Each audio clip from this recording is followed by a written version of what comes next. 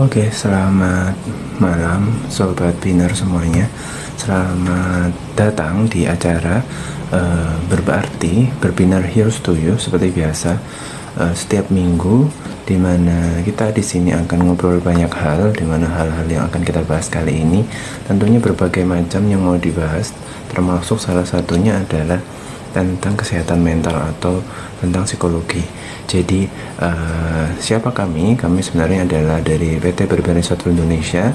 Kami di sini punya produk, salah satunya adalah Berbinar Heroes to You atau berarti, dimana produk ini dalam rangka kami ingin mengedukasi masyarakat luas, termasuk Sobat Binar yang menjadi followers dari TikToknya Berbinar dalam berbagai hal, khususnya tentang hal-hal terkait kesehatan mental dan psikologi gitu. Dan tentunya berbeda dengan versi dari Instagramnya dari edukasi free yang dilaksanakan oleh Berbinar Software Indonesia, dimana di sini kami lebih fleksibel dalam hal topik atau yang mau dibahas tentang kegiatan pada malam hari ini gitu. Jadi kalau di bisikan gitu kan di versi Instagramnya, dimana kita akan ngebahas sesuai topik yang mau diangkat, sesuai expertise atau sesuai dengan apa yang lagi dimiliki keahliannya oleh narasumber yang lagi kita undang gitu. Kalau kemarin di bisikan live Instagram sebelumnya kita lebih ngebahas tentang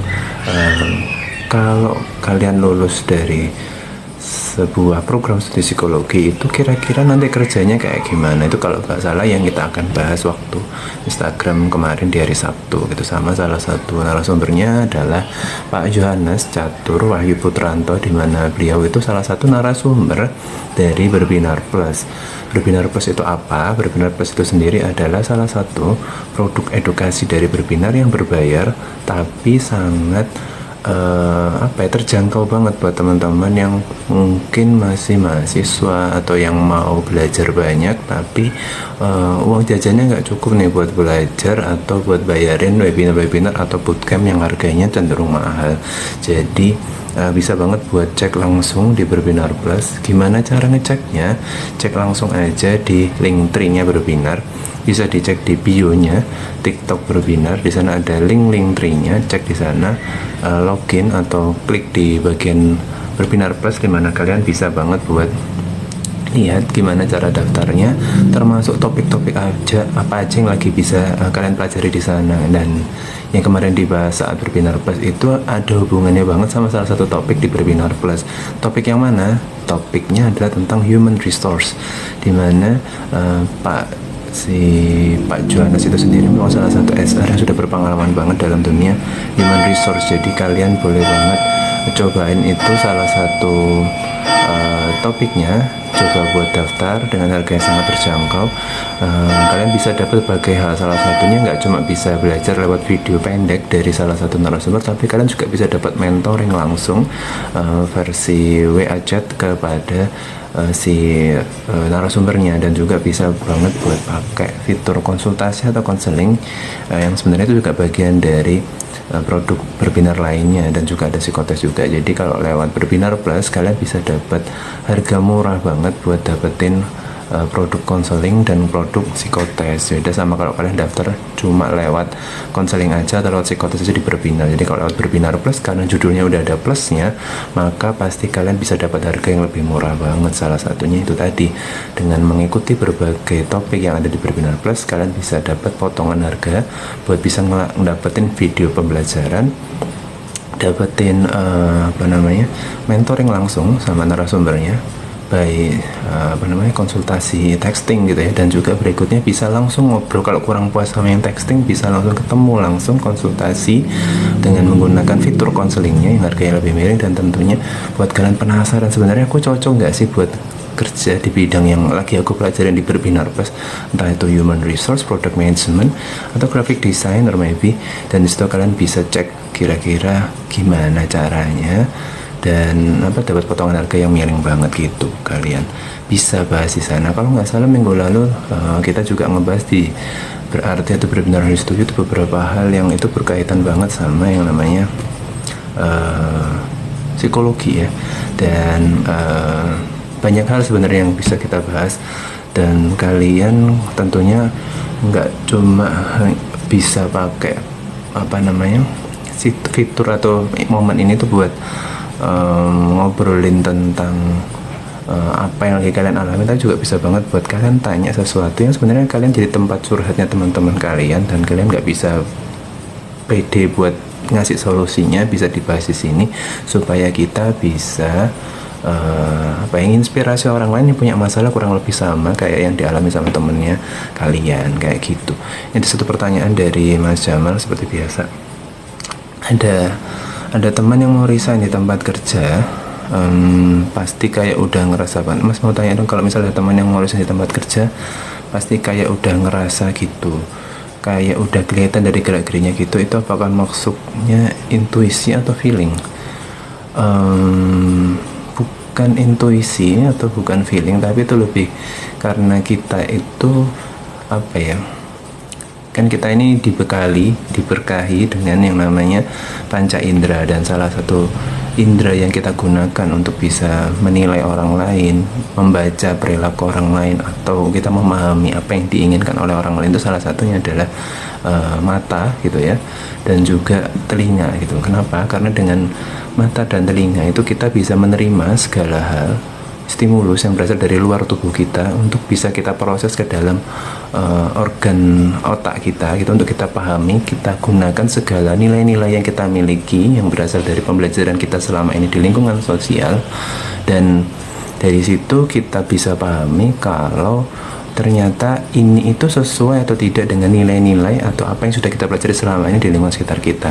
Nah, akhirnya kita melakukan pembandingan gitu ya, antara apa yang kita terima, apa yang kita lihat, yang tentang kali ini konteksnya adalah tentang gerak-geri atau perilaku dari teman kita yang lagi kerja, atau teman kita yang kelihatan mau resign, itu kelihatan gerak-geriknya di sana.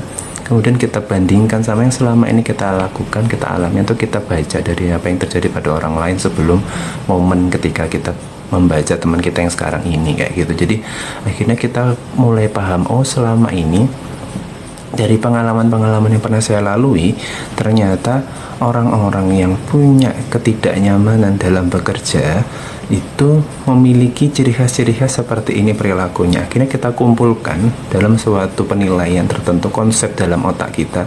Akhirnya kita simpulkan, oh kalau orang sudah mau mulai tidak nyaman dalam pekerjaannya, menunjukkan perilaku-perilaku tertentu, akhirnya biasanya sehari kemudian atau seminggu kemudian atau sebulan kemudian akan langsung biasanya mengajukan surat resign.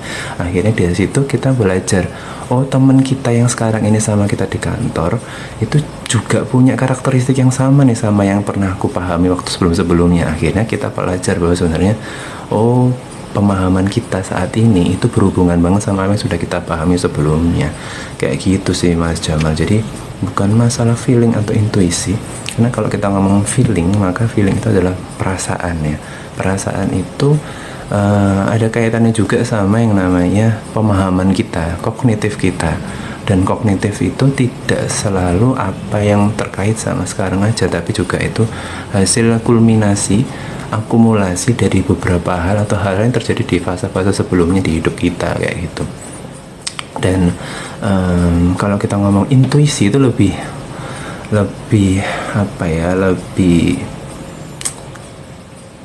mahal, lebih precious lagi. Kenapa? Karena tidak semua orang bisa memanfaatkan itu. Bisa jadi setiap orang punya intuisinya masing-masing, tapi kalau kita ngomong intuisi itu biasanya tentang feeling at the right moment gitu ya, atau feeling at the suitable moment, dimana kita itu paham kalau itu tuh biasanya ada unsur baik atau tidaknya gitu kan, atau itu akan bermanfaat atau tidak buat kita, kayak gitu. Yang intuisi itu biasanya akan membantu kita dalam menilai juga sebenarnya. Tapi kalau sudah terkait sama feeling, maka biasanya belum sampai ke level intuisi biasanya. Karena kalau sudah intuisi, biasanya kita pakai itu sebagai sesuatu yang kepakai buat kita dalam menentukan sebuah sikap, menilai seseorang berperilaku dan segala macam, kayak gitu ya.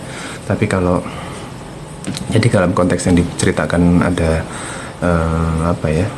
contoh kasus dalam yang diceritain sama Mas Jamal tadi, sebenarnya itu sebenarnya kita menilai sesuatu dari apa yang sudah kita pahami sebelumnya. Jadi akhirnya dari situ kita bisa belajar bahwa orang-orang yang dengan perilaku-perilaku yang serupa itu biasanya akan cenderung memiliki akhir output yang kurang lebih sama, yaitu adalah resign kayak gitu. Biasanya nih kalau kita ngomong resign, ya beneran resign, bener. Jadi kayak gitu emang. Jadi kayak dan ini menariknya adalah kalau ini untuk beberapa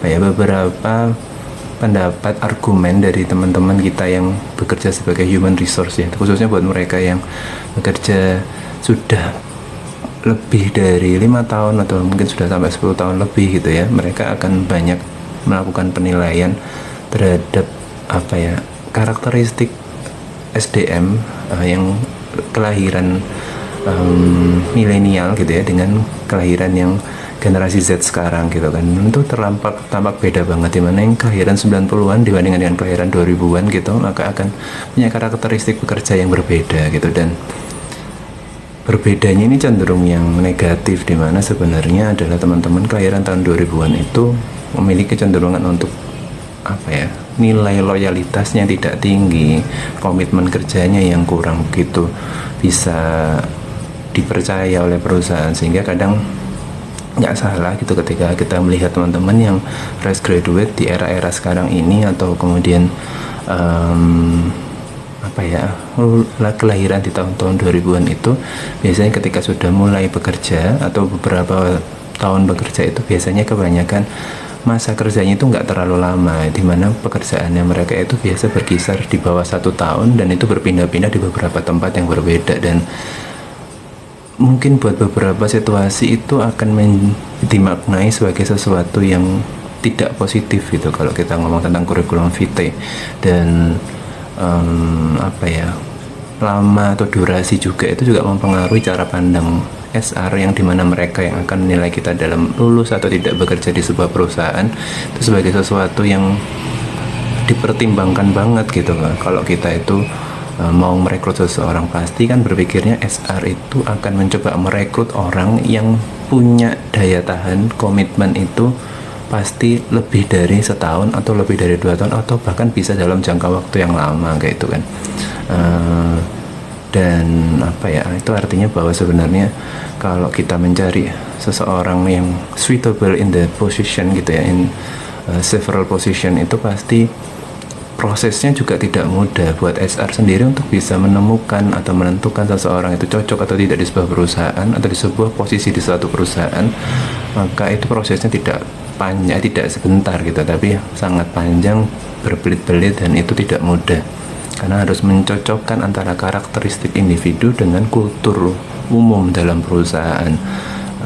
Itu sih. Jadi sehingga ketika sudah dapat dan ternyata dia resign, itu kan sebuah waktu yang terbuang percuma, dan kita kadang-kadang sudah memilih dia lebih baik daripada yang lain, tapi ternyata hasil akhirnya adalah dia tidak lama di perusahaan dan malah akan merugikan perusahaan dari aspek belajar. Karena pasti kan orang-orang yang buru-buru keluar atau cepat-cepat resign itu kan sudah dilatih sebelumnya gitu kan oleh perusahaan juga sudah spending waktu yang begitu lama, tapi ternyata hasilnya tidak begitu memuaskan karena ternyata mereka tidak lama di perusahaan itu juga. Dan barusan komentar dari Mas Jamal juga yang kelahiran 2000-an itu biasanya lebih suka membuat keputusan itu berdasarkan perspektif dari teman sekohortnya, teman seusianya, atau mereka punya perspektif itu yang dipengaruhi oleh media atau orang-orang di sekitarnya, yang itu belum tentu adalah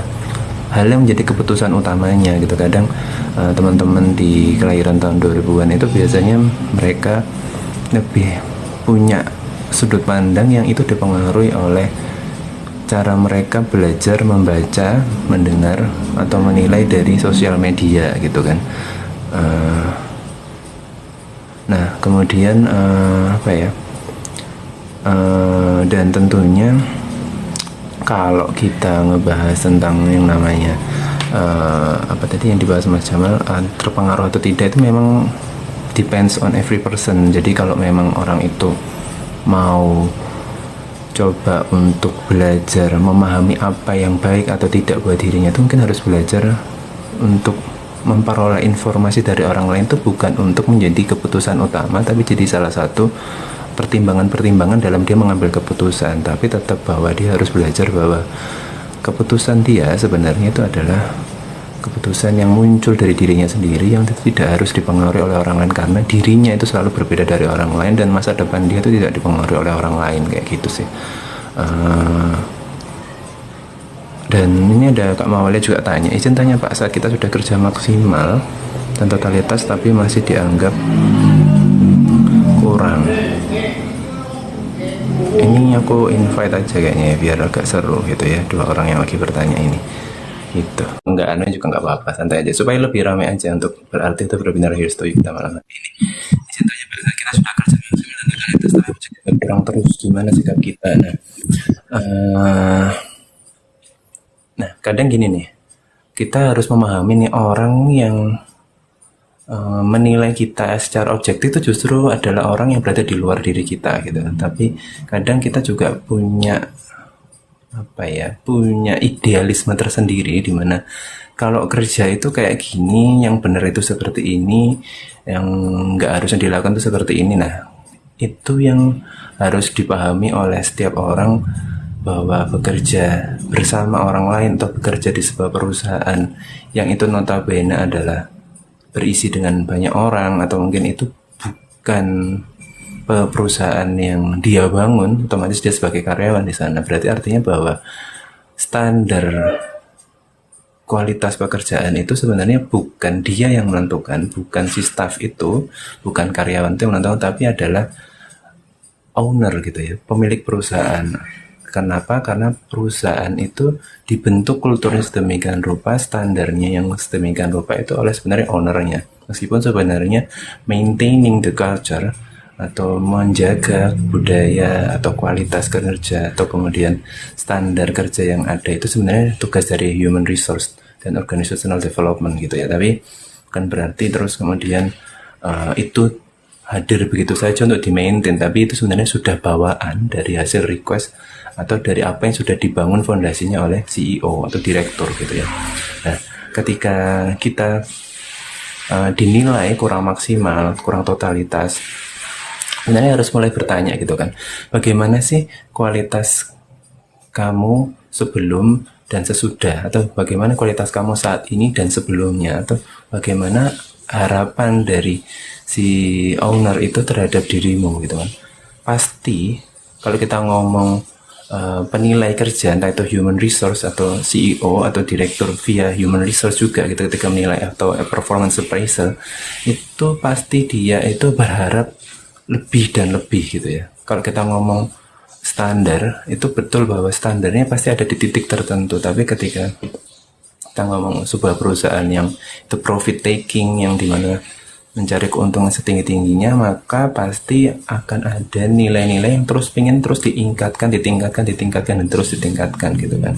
Dan itu kalau bisa stabil atau stabil tetap gitu sesuai yang kemarin-kemarin, itu sudah bagus gitu. Tapi ketika bisa naik lagi, naik itu maka juga akan jadi sebuah nilai-nilai yang lebih positif. Tapi somehow buat beberapa orang sudah di titik tertentu dan stabil gitu kan, itu sudah cukup puas dengan yang seperti itu, berada di zona nyaman, merasa tidak apa-apa, merasa bahwa apa yang sudah dilakukan dia saat ini dan sebelum-sebelumnya masih tetap sama gitu kan, tanpa dia meminta feedback bahwa sebenarnya apa yang perlu saya tingkatkan, apa yang perlu saya lakukan, dan semua masukan yang masuk gitu, ketika kita memperoleh performance appraisal, penilaian apakah sudah maksimal atau belum, dianggap kurang segala macam, maka kita harus memahaminya sebagai masukan.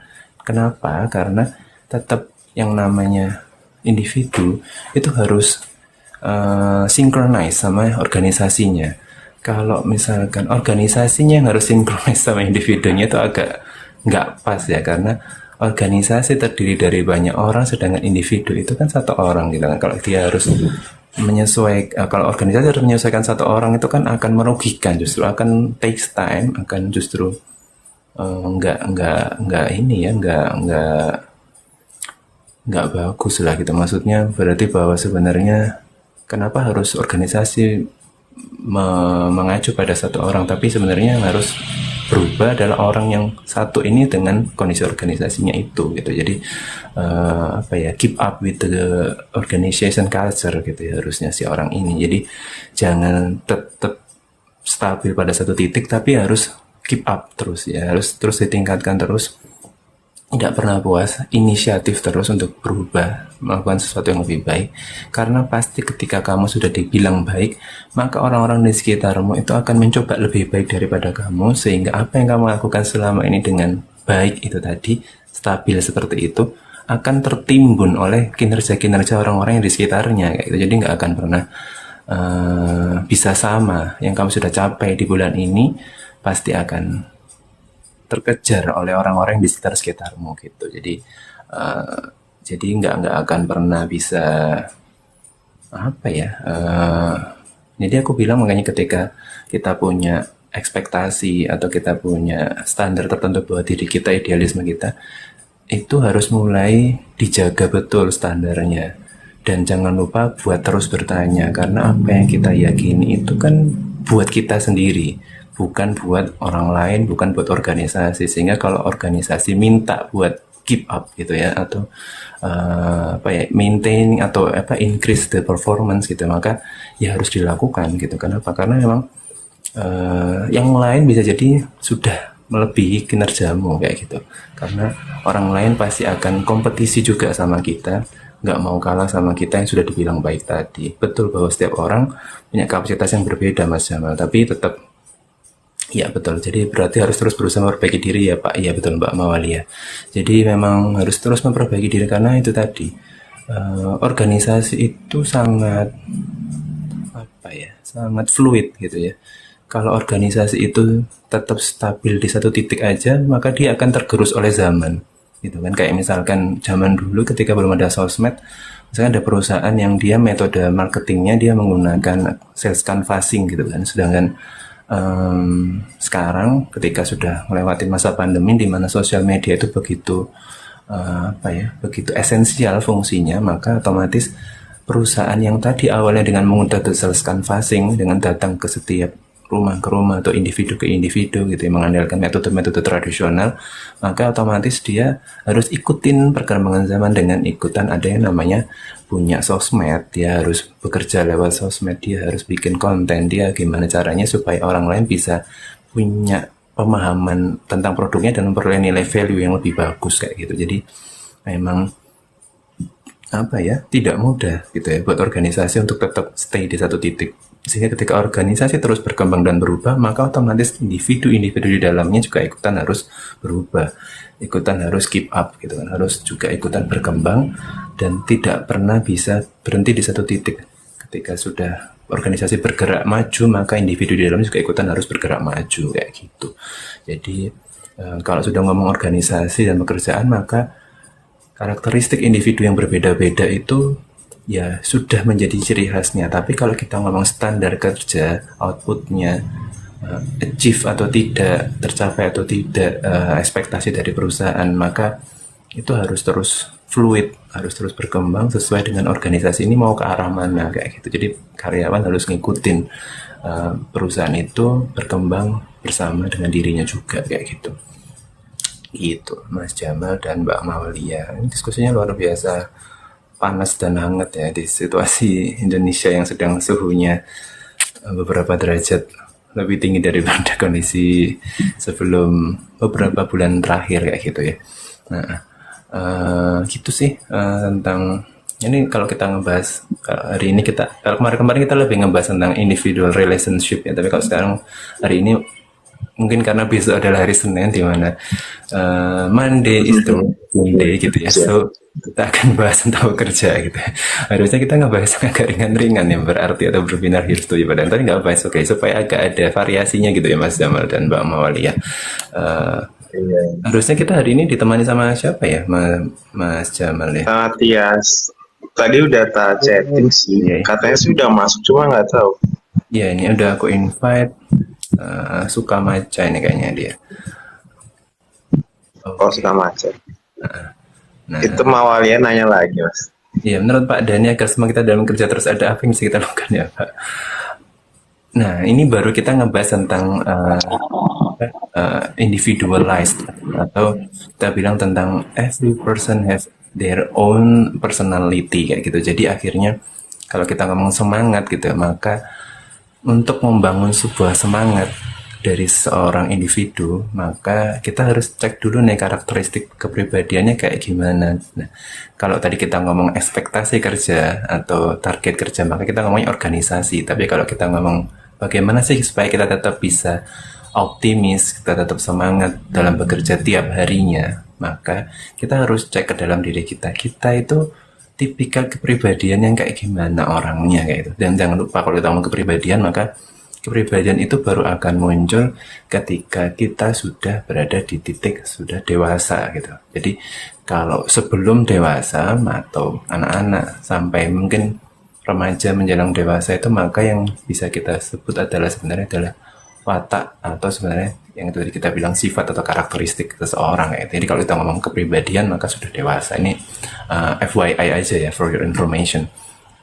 Dan apa yang harus kita lakuin gitu ya kalau kita ditanyain sama Mbak Mawalia kira-kira. Oke, sebelum membahas yang di bawahnya itu sama si Mbak Delonex, kita bahas dulu nih buat Kak Mawalia. Jadi agar semangat kita dalam kerja terus ada, apa yang harus kita lakukan gitu ya Pak. Nah, jangan lupa, karena kita pasti kerja itu kan based on our contract duration gitu ya. Jadi harus punya yang namanya planning. Yang Kak bilang tadi sebagai planning jangka panjang, planning jangka menengah, planning jangka panjang, planning jangka menengah, planning jangka pendek. Nah, Mbak Mawalia perlu banget buat punya itu gitu ya, punya target pribadi, punya planning gitu ya. Tapi tetap bahwa target pribadi itu pasti tidak akan pernah sama dengan target perusahaan. Tapi dengan adanya target pribadi, kita jadi lebih bisa punya semangat untuk bisa menggapainya hari demi hari. Dan di dalam setiap planning itu jangan lupa sematkan terus namanya target-target kayak gitu. Nah, planning jangka panjang itu berarti selama masa kerjanya. Misalkan kamu dikontrak 2 tahun, berarti maka selama 2 tahun itu apa? Sekarang 2 tahun kemudian kamu apa? Dapat apa? Atau kamu mencapai apa? Achievementmu apa? Itu kemudian bikin jangka menengah. Jadi setahun itu setiap tahun. Jadi tahun pertama, tahun kedua, atau 6 bulan pertama, 6 bulan kedua, 6 bulan ketiga, 6 bulan keempat, setiap semester kayak gitu. Nah, jangka pendeknya berarti apa? Misalkan setiap bulan, atau kamu mau bikin day to day target. Nah, sehingga planningnya disesuaikan dengan target yang sudah kamu buat di menengah, pendek, sama panjang tadi itu. Nah, dari situ ketika kamu sudah punya target, yang itu sudah kamu sesuaikan dengan kemampuanmu. Jangan lupa, memasang target itu harus disesuaikan dengan kemampuan kita. Kalau kita itu belum cukup paham diri kita seperti apa, kemampuan kita itu kayak gimana, berarti artinya kita belum cukup mengenali diri kita sendiri. Jadi rentetannya panjang gitu ya. Kita sebelum punya planning, kita harus punya target. Kalau kita mau mencapai target, kita harus tahu kemampuan kita. Nah, kalau kita belum tahu kemampuan kita, maka kita harus mengenali diri kita dulu nih sebenarnya. Kita itu karakteristiknya seperti yang tadi aku bilang, kepribadian kita kayak gimana. Jangan-jangan sebenarnya kita itu nggak pernah tahu kita itu kayak gimana orangnya gitu. Karena kadang-kadang kita bekerja ya udah ikut aja kayak kata Pak Jamal kata Mas Jamal tadi di awal, ya gitu ikut-ikutan teman aja. Teman kita ngelamar ke sana, kita ikut ngelamar ke sana. Teman kita resign, kita ikutan resign. Teman kita bikin konten, kita bikin konten. Teman kita beli baju itu, kita beli baju itu. Jadi kayak akhirnya kita ini siapa gitu ya. Kita itu orang lain atau diri kita sendiri, karena setiap individu have their own personality, karena individu punya personality yang berbeda masing-masing gitu ya. Jadi akhirnya otomatis tidak akan pernah bisa sama orang satu sama orang yang lain. Dan kalau sudah tahu berbeda, maka otomatis kita jangan membiasakan diri untuk following others gitu ya. tapi mungkin inspired by others itu lebih bagus daripada kita ngikutin. Mending kita terinspirasi aja, karena kita nggak akan pernah bisa menjadi orang lain gitu, karena kita ya kita, orang lain ya orang lain kayak gitu. Nah, sudah tahu diri kita seperti apa. Kalau belum tahu, maka kita harus cek dulu. Caranya banyak, salah satunya adalah dengan ya kalau kita mau formal gitu ya, formal test, atau kita bisa pakai tes psikologi, psikotes gitu ya, psychological testing. Ya kita datang ke biro, kita datang ke psikolog, kita datang ke, mungkin mau ke psikiater, silakan kayak gitu.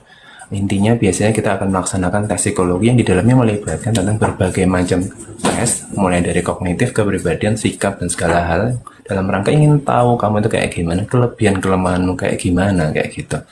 Terus dari sana sudah tahu tuh, dapat masukan. Terus karena kamu benar-benar ingin tahu dirimu kayak apa, segala masukan itu benar-benar didengarkan gitu kan, bahwa saran dari psikolog atau psikiater itu for your sake gitu ya, untuk demi kamu juga gitu. Artinya bahwa terus jangan bebel gitu, nggak, kok nggak kayak gitu. Nah ini agak sulit ya, kita sudah coba tes psikologi tapi ternyata kita malah nggak percaya sama apa kata psikolog atau psikiaternya kayak gitu. Kenapa? Karena sebenarnya tes yang dilakukan oleh psikolog atau psikiater itu sudah validated by objektif scientific gitu ya, yang sudah teruji secara ilmiah. Jadi bukan berarti yang kayak orang bilang itu kita sudah tahu kalau psikolog itu gini maka dia bisa baca pikiran segala macam. Itu too short to conclude gitu ya, terlalu mudah kalian untuk menjemurkan seperti itu. Kenapa? Karena tes psikologi itu tidak dibuat, didesain sehari dua hari, tapi sudah dilakukan memvalidasi itu beberapa kali dan sudah sekian lama kayak gitu. Jadi reliabilitasnya teruji, dan artinya bahwa ketika sudah tahu, dapat masukan, resapi betul, gunakan masukan-masukan yang menurut kamu cocok dengan diri kamu gitu ya. Dan kalau sudah mengenal diri kamu seperti apa, baru kita melangkah tuh. Oh, karakteristik saya itu seperti ini. Misalkan saya tipikal orang yang cenderung motivasinya itu berasal dari diri saya sendiri gitu. Saya cenderung nggak suka dengerin apa kata orang lain. Saya suka memotivasi diri saya sendiri, self motivation. Kayak contohnya tadi langsung kita sambungkan ke Kak Delonix itu, yang suka self reward gitu ya, yang suka suka ngasih pujian-pujian buat dirinya sendiri, atau mungkin dia beli sesuatu yang itu bikin dia jadi lebih tenang gitu ya, kalau Kak Delonix. Nah, ya nggak apa-apa, itu kan kebetulan karakteristiknya seperti itu. Tapi juga bisa jadi ada orang-orang itu yang nggak bisa melakukan itu sendiri. Artinya bahwa dia itu butuh orang lain untuk bisa improving dirinya sendiri, memotivasi dirinya sendiri. Karena orang itu ada yang nggak pede, ada yang dia itu nggak tahu harus gimana, karena dia udah terbiasa buat di leading oleh orang lain. Selama ini dia sangat membutuhkan orang tua untuk ketika dia memutuskan sesuatu, akhirnya dia setiap harus dimotivasi perlu ada orang lain gitu ya. Karena kita tahu kita berbeda-beda, dari proses hasil tes tadi ternyata kita tahu, oh kita itu karakteristik yang seperti itu, sehingga kita tahu, oh kalau saya ini karena tipikal saya seperti ini, maka saya harus menemukan motivasi itu dengan cara seperti ini gitu. Jadi kalau kita tahu kita seperti itu, maka kita jangan melakukan hal yang berlawanan. Jangan terus karena melihat di dalam Instagram, TikTok, orang lain bisa melakukan seperti itu dan dia jadi semangat, kemudian kita ikut-ikutan. Enggak kayak gitu. Karena bisa jadi yang dilakukan oleh orang itu work for him, work from her, tapi nggak bekerja buat diri kita sendiri, nggak berhasil buat diri kita sendiri, karena kita berbeda. Dia mungkin internal locus of control, kita external locus of control. Kita butuh orang lain buat jadi lebih semangat kayak gitu. Nah, cari tahu dulu nih yang paling pertama harus dilakukan oleh Kak Mawali ya, kita itu kayak gimana gitu. Kalau ingin semangat tentu perlu tahu dulu diri kita seperti apa. Kadang kita tuh sok-sokan pengen semangat ngikut-ngikutin orang lain, tapi itu nggak efektif karena itu nggak cocok sama diri kita kayak gitu. Nah, terus kata Kak Delonik juga self reward. Terus ya enggak apa-apa sih kalau memang punya banyak uang. Kalau Anda adalah orang yang sultan gitu ya, kalau dalam zaman anak zaman sekarang bilang gitu, ya nggak apa-apa, dilakukan aja sesuai apa yang bikin kamu lebih senang. Dan self reward itu kan tidak selalu hal yang mahal gitu ya, kalau kita bilang takut uangnya habis atau apa, tapi bisa juga melakukan hal-hal yang itu malah bikin kita jadi apa ya, puas gitu ya, punya kepuasan tersendiri. Kadang ada beberapa orang yang self rewardnya itu dengan cara melakukan hobi-hobi yang dia suka, yang sederhana, melukis, gambar, atau mungkin ada beberapa teman kita yang suka gimnastik, atau dia suka badminton, atau dia suka sesuatu yang bikin sosmed, bikin konten sosmed, ya nggak apa-apa, itu juga self reward. Self reward itu tidak selalu bermakna sesuatu yang harus dibeli dengan menggunakan uang, tapi kita spending waktu buat me time itu juga salah satu self reward kayak gitu. Jadi nggak harus dengan sesuatu yang mahal, Kak Delonix gitu kan. Dan saya yakin Kak Delonix sudah lebih paham lah gitu. Tapi dengan self reward itu kayak nonton series atau drama gitu mas, jadi nggak keluar duit. Ya betul, salah satu caranya bisa dengan melakukan hal-hal yang bikin happy, melakukan hobi, salah satunya nonton series atau drama. Yuk, makasih juga buat Kak Mawalia. Ada juga self rewardnya, jalan-jalan tapi nggak beli. Itu juga tuh kata Mbak Suka Maca. Ini, mungkin karena seperti Mbak Suka Maca ini kan dia suka maca, jadi semuanya dia harus beli makanan atau minuman yang berbau maca sehingga dia jadi lebih happy gitu kan. Ada some other person yang kayak gitu kan. Nah, ini juga bisa juga nih. Sederhana banget, ke mall, jalan-jalan, tapi nggak beli sesuatu. Nongkrong, duduk, lihat orang jalan, itu juga salah satu bagian dari refreshment. Bikin kita jadi lebih, apa ya, ngelihat ada, apa ya, blessing, ada rasa bersyukur, ada bisa ngeliat orang lain. Kita jadi lebih nyaman. Itu karena nggak semua orang mungkin seberuntung kita dan segala macam gitu. Jadi kita jadi lebih nyaman gitu. Saya kalau stres pikirannya random, tiba-tiba pengen main tenis, main panah berkuda. Tapi nggak keturutan sampai sekarang gitu. Karena memang Anda bukan atlet tenis atau atlet panah dan berkuda. Karena Mbak Delonix ini kan termasuk atlet. Saya invite aja buat ngobrol bareng. Nah, kalau Mbak Delonix ini kebetulan bukan atlet panah, berkuda atau tenis. Karena Anda adalah atlet gimnastik gitu.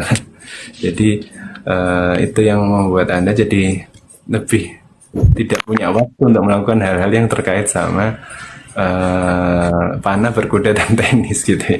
Karena yang lebih menghasilkan uang adalah yang selain panah, tenis, dan berkuda. Jadi kamu punya waktu yang lebih banyak buat itu gitu kan. Gitu, bener nggak Mbak Delonix? Boleh ngobrol dong. Halo. Iya nih Pak, nggak tahu ya, kadang orang lagi stres tuh kayak pikirannya emang serandom itu nggak sih Pak? Apalagi tuh ya Pak ya, akhir-akhir ini tuh di TikTok tuh sering rame kayak anak-anak semester 5 ke atas, itu tuh hobinya mancing Pak. Karena kayak, oh kayaknya asik nih, kayak gitu. Betul. Jadi itu tadi kelihatan asik karena terkonsep kontennya, story-nya, feed-nya itu sehingga kita jadi ikutan ngerasa asik gitu. Padahal ketika kita ingin jalanin belum tentu itu jadi asik gitu kan. Karena kita mungkin ngerasa, wih orang jadi happy banget ya habis main atau mancing atau habis main tenis, habis berkuda atau panahan gitu ya. Tapi waktu kita yang jalanin kok B aja gitu ya. Nah, itu aku bilang bahwa kita harus tahu nih, jangan-jangan kita ini lapar mata aja. Lapar mata itu nggak cuma ketika kita itu di mall terus pengen beli ini, pengen beli itu, ada diskon segala macam, enggak. Tapi bisa jadi apa yang kita lihat di sosmed, kita scroll-scroll, kita browsing-browsing, ternyata itu looks something happier for us gitu. Tapi ternyata ketika kita coba itu not that good, not that happy gitu. Jadi ya itu makanya aku bilang perlu banget buat tahu dulu nih kita sebenarnya maunya apa sih gitu kan. Kita sebenarnya pengennya apa gitu. Kalau dari ya ini nih, ada yang kalau aku penasaran nih, kalau kata Mbak Suka Maca boleh dong suaranya biar sahabat Pinter juga denger. Yang Mbak suka maca ini yang kayak gimana sih suaranya, kok suka maca banget gitu. Halo, bisa. Iya, halo Pak. Jadi di TikTok itu banyak yang kalau misalkan stres gitu ya, terus dia itu kayak sekedar main-main di time zone atau mewarnai yang ada di mall, bikin gelang pakai manik-manik yang ada di mall, itu sekarang itu pada bilangnya itu biar inner child-nya itu terpenuhi, Pak. Seperti itu. Ya. Jadi semua orang itu gara-gara satu konten orang ini, jadi semuanya terpersuasi untuk melakukan hal tersebut dan mengatakan bahwa itu inner child-nya agar terpenuhi. Some way itu benar, and the other way itu mungkin juga nggak cukup benar gitu ya. Tapi intinya bahwa yang perlu diperhatikan mau inner child atau tidak, intinya buat teman-teman nggak usah dibikin sulit. Yang terpenting sekarang adalah ketika kita menjalani sesuatu, spending waktu, kita nyaman dengan itu, kita happy melakukannya, dan kerasa bedanya ya ketika kita belum melakukan itu, kemudian setelah kita melakukan itu jadi lebih fresh, jadi lebih happy, jadi lebih tenang gitu kan. Maka disitulah intinya, artinya bahwa itu yang sebenarnya kita cari gitu kan. Mau kegiatan apapun, sesederhana apapun, semahal apapun, kalau kita itu gagal mencapai dari yang nggak happy jadi happy, atau kita dari nggak happy tetap jadi nggak happy gitu kan, maka artinya bahwa itu kegagalan, dan artinya next time kita nggak perlu coba lagi hal seperti itu. Jadi mau inner child atau tidak, terpenuhi atau tidak inner child-nya gitu ya. Yang terpenting sekarang kalau kita ngomong tentang stressful event, tadi kalau kata Kak Mawalia mau coba buat bangkitin semangat saat bekerja gitu, itu caranya sangat berbagai macam. Yang penting tadi adalah kita ngejalaninnya memang dari hati kita, benar-benar kita niatin buat bikin kita jadi lebih happy, bikin kita jadi lebih semangat, benar-benar ngeluangin waktu untuk itu gitu kan. Kayak tadi kan kata Kak Delonik, nggak pernah punya waktu buat panah berkuda. Ya nggak harus melakukan sesuatu yang itu tadi. Kalau kita punya waktunya buat melakukan hal yang sederhana, misalnya contohnya nih ya, paling sederhana nih kayak yang sering aku lakuin. Kita biasa ke kampus atau ke kantor, biasanya lewat jalan yang A, terus kita rubah nih agak muter dikit lewat jalan yang B. Itu salah satu cara sederhana buat refreshing, me time, buat cari inspirasi yang bikin kita jadi lebih semangat, karena pasti kita akan ngelaluin momen-momen yang berbeda dari jalan yang berbeda itu gitu. Makasih banget buat sharingnya buat Kak Sukamaca sama Kak Delonix dan Kak Jamal. Itu, dan buat teman-teman lainnya yang barusan gabung, nggak usah khawatir nggak terpenuhi pertanyaan-pertanyaannya, karena kita masih akan ketemu lagi minggu depan di jam yang sama, jam 8. Dan apa ya, kalau kalian kelewatan sesi ini gitu, kalian bisa juga cek di YouTube-nya Berbinar. Ketik aja di search bar-nya youtube.com atau di aplikasi YouTube kalian di iOS atau di App Store. Kalian boleh cek di sana, ketik Berbinar Insightful Indonesia, karena setiap episode dari Berbinar Here's to You atau berarti itu akan selalu ditampilkan, ditayangkan rekamannya di sana kayak gitu, dan kalian bisa juga terinspirasi dari sana gitu. Dan seperti biasa sebelum saya tutup edisi kali ini, semoga semuanya bisa terinspirasi ya dari kita hari ini. Ada yang masih stay di sini, ada Kak atau Bu Hafsa, Kak Delonis, Kak Sukamaca, Kak Cap, dan Kak Jamal 1819. Terima kasih banyak buat teman-teman yang tadi sudah gabung juga, termasuk Kak Mawalia. Thanks a lot for watching this moment, this session. Dan jangan lupa, Berbinar Insightful Indonesia adalah sebuah perusahaan perseroan terbatas yang bergerak di bidang edukasi dan layanan psikologi. Kalian bisa dapat semua hal yang kalian butuhkan terkait layanan psikologi di Berbinar Insightful Indonesia. Apa saja? Salah satunya itu kalian bisa dapetin yang namanya Berbinar Plus. Berbinar Plus ini isinya nggak cuma edukasi, video pembelajaran, konsultasi sama narasumber, mentoring gitu ya. Tapi juga kalian bisa dapat harga lebih murah dari yang namanya konsultasi sama psikolog atau psikotes lewat Berbinar Plus. Nah, gimana caranya? Cek terus di dalam bio-nya TikTok-nya Berbinar dan juga bio-nya Instagram Berbinar. Di sana ada Linktree, ada DM. Coba kalian cek ke sana, tanya-tanya sama adminnya.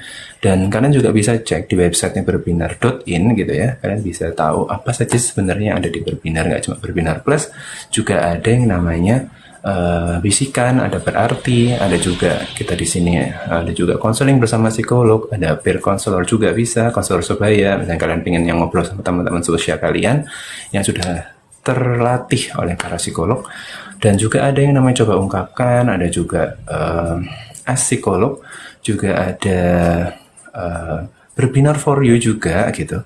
Dan itu kalau kalian cek apa aja sih psikolog berbinar for you, kemudian ada juga coba ungkapkan, itu salah satu contoh-contoh yang free dari berbinar gitu, dan kalian bisa cek di sana. Termasuk kalian juga akan tahu ada yang namanya psikotes gitu kan, yang psikotes berbinar. Kalian pengen tahu kayak tadi kan, aku nggak tahu nih semangatku kayak gimana, sebenarnya karakteristikku tuh kayak gimana sih, contohnya kelebihan dan kelemahanku kayak gimana. Kalian bisa banget pakai yang namanya psikotes yang berbinar. Ada tes psikologi, bisa kalian cek di sana. Tes psikologi lengkap bisa membantu kalian mengetahui karakteristik kalian kayak gimana.